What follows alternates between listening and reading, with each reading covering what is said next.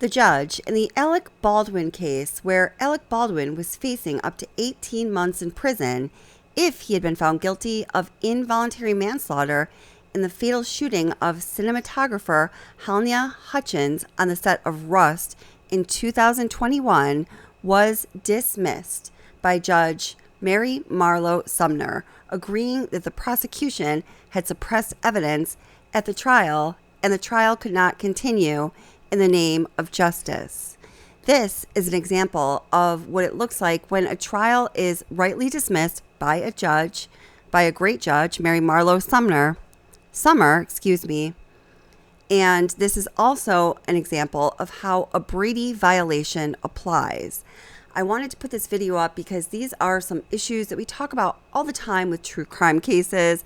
The idea of possibly dismissing a trial, dismissing a case, Brady violations. And in this trial, this is how it all went down appropriately.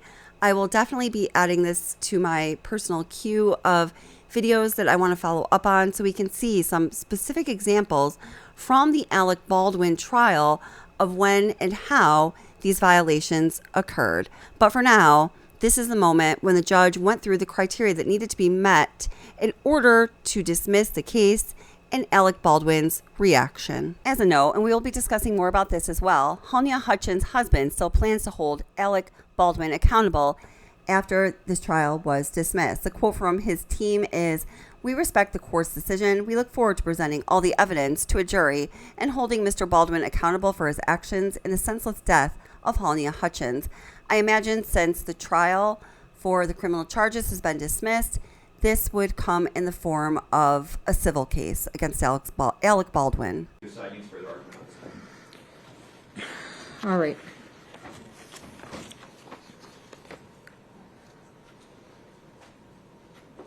So, dismissal with prejudice is a very extreme sanction. And case law is very clear that because it's very extreme, I have to go through every single element and I have to make a very good record as to why I'm seeing what I'm seeing. So, in order to establish a Brady violation, the defendant must show that the prosecution suppressed evidence, the evidence was favorable to the accused, and the evidence was material to the defense. So let's go through the elements. Suppression of evidence. The definition of suppression of elements, this is Case versus Hatch, is while the first element requires proof that the prosecution suppressed or withheld the evidence in question, it does not require a finding of bad faith or any other culpable state of mind on the part of the prosecutor. This prong is satisfied. The Santa Fe County Sheriff's Office and the prosecution failed to disclose the supplemental report to defense and provide defense an opportunity to inspect the rounds collected into evidence that Mr. Teske gave. Is the evidence favorable to the accused? The second Brady element is whether the suppressed evidence was favorable to the accused, either as impeachment or exculpatory evidence. This prong is satisfied. The suppressed evidence is favorable to the accused. It is impeachment evidence, has even been offered in this trial as impeachment evidence, and is potentially exculpatory to the defense. Critically, the exculpatory value cannot be analyzed at such a late juncture because of the nondisclosure. Is the evidence material? While post-trial discovery of evidence under Brady requires a reasonable probability that the result of the proceeding would have been different, discovery of evidence during trial requires an evaluation of whether the late tender has impeded the effective use of evidence in such a way that it impacts the fundamental fairness of the proceedings, and that is State versus Huerta Castro. This evidence is material. The late discovery of this evidence during trial has impeded the effective use of evidence in such a way that it has impacted the fundamental fairness of the proceedings. The defense is not in a position to test the state's theory as to the source of the live rounds that killed Ms. Hutchins. I'm also going to take a look at Harper, State versus Harper. The assessment of sanctions depends upon the extent of the government's culpability, weighed against the amount of prejudice to the state, quoting Chenard. Let's go through culpability. Our case law generally provides that the refusal to comply with a district court's discovery order only rises to the level of exclusion or dismissal where the state's conduct is especially culpable, such as where evidence is unilaterally withheld by the state in bad faith, or all access to the evidence is precluded by state intransience. The state is highly culpable for its failure to provide this discovery to the defendant. The state unilaterally withheld a supplemental report. Santa Fe County Sheriff's Officer made the decision, and apparently also with the prosecutor, as pursuant to Hancock's testimony, that the evidence was of no evidentiary value and failed to connect the evidence to the instant case. The case agent, as well as pursuant to Hancock's testimony, Ms. Morrissey, was aware of the new evidence and yet did not make an effort to disclose it to defense. The state's willful withholding of this information was intentional and deliberate. If this conduct does not rise to the level of bad faith, it certainly comes so near to bad faith as to show signs of scorching. Prejudice.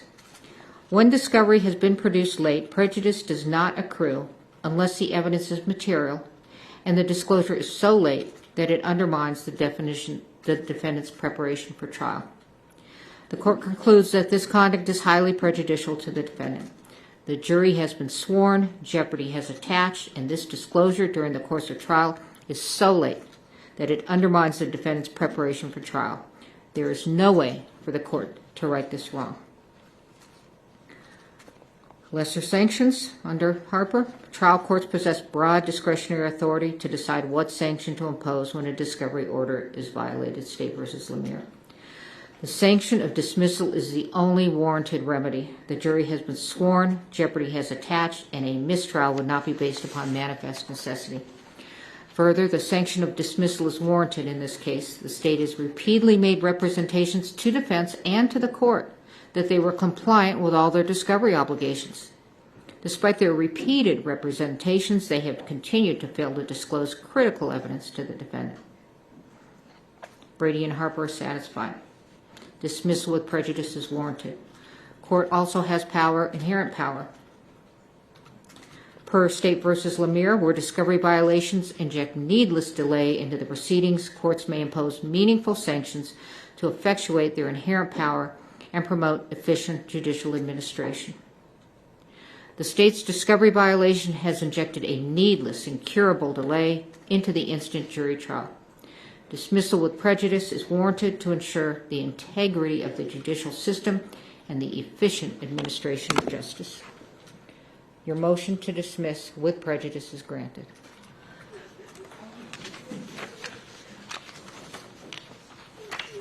Now, with respect to the jury, I don't imagine you all want to return on Monday. I will take care of the jury. Thank you, Your Honor. We are in recess.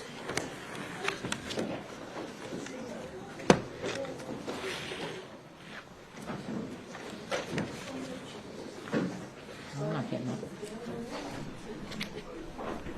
I'm going to... Dismiss him, Judge. Dismiss him. Go ahead. Thank you all for your help. Stay all okay.